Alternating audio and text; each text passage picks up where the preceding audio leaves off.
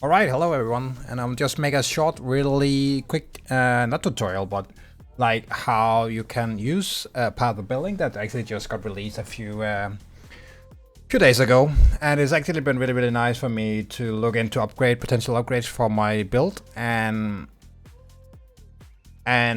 like before, like because I'm in this kind of state right now where like one upgrade will cost me several divines, and it's kind of annoying to like go into the market and then buy something. For example, let's say 30 divines, and you don't know if it's an actual upgrade or not. So, Path of Building is essentially a quick way to test all your stats. And I will just show an example because the other day I went and bought this crude bow. And before we had, where is it? On sale. We had. Oh wait, it didn't not on sale. Yeah, we had this bow. A pretty decent bow, I think it's a 500 something DPS bow. And I actually wanted to know if this one was an upgrade. And if we go on the market right now. Wait real quick here.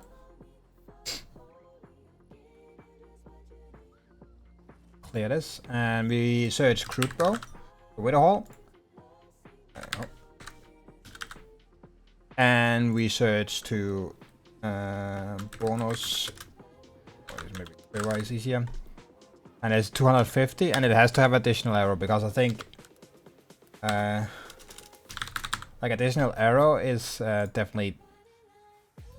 So we see right now is like 55, and these one only have one socket.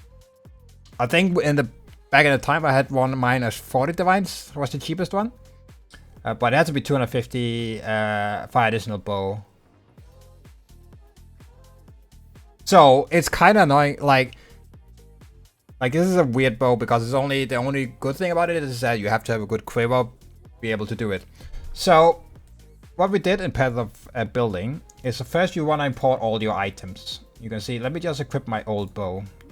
I have it still here. Yeah. So we go here. So the way you quickly can do these items is if you hover over an item, let's take for temporals here, you can press Ctrl C actually. So it copy all the items. Then you can either just Ctrl V here, like it will automatically import it to the build. So you see it has all the same stats. And then you can just add to build, and then it will get in here, and then you can select it. I actually also select it if you have nothing selected here. So that's how you quickly do it, and all the gems as well. You do the same. You go into the passive tree. You control C the gem. Then you go back into Path of Building. You Control V it, and you see it comes in. So and then you're gonna select everything. You're gonna do your skill tree.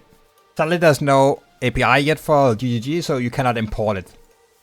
But you select your level, what class, and ascendancy. And then you remember to select ascendancy points and so on. And then when all this is done and you have also selected your gem, so what you do when you make a new gem, let's make a new one here. And let's say I'm using lightning arrow. So you're gonna select lightning arrow. Then you're gonna select gems, martial tempo for example. I think we already use it, so we get some warnings. Like you see. Oh yeah, it says I don't have the dexterity requirements. But whatever. Then you do the support gems and so on, you add quality and so on. And then you can include it, and yeah, there you go. You see it look like this. I have a bow shot, level 20. Primal fork, blah blah. So since we don't have the dex requirement, we can just quickly, you can hold D in and then click, and it will change the dex. So let's see. We need 212 dex, so we can just quickly do that. Dex, I think we have to go all the way down here. One more. There we go. You see, this is actually how it looks. Then we can go to calculations. And we can see our affected DPS, 207 DPS. Like, it's not the exact same as in-game. I think there are still some miscalculations going on POB. Like, but it's very close.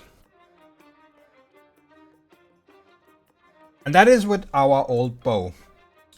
like, let's say, for the purpose of this video, the current bow I'm using, and I want to know if I'm actually going to be better. So we import the new bow. It looks like this. So you see it has 250 increased damage, additional arrow, and then it's going to have these 2 runes inside. No quality, sadly, but it's not a big difference. I checked it.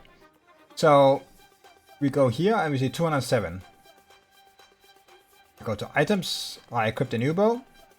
And because of the new quiver, we can actually also go in and select Int again.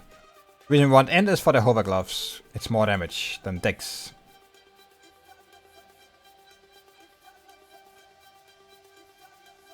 There we go.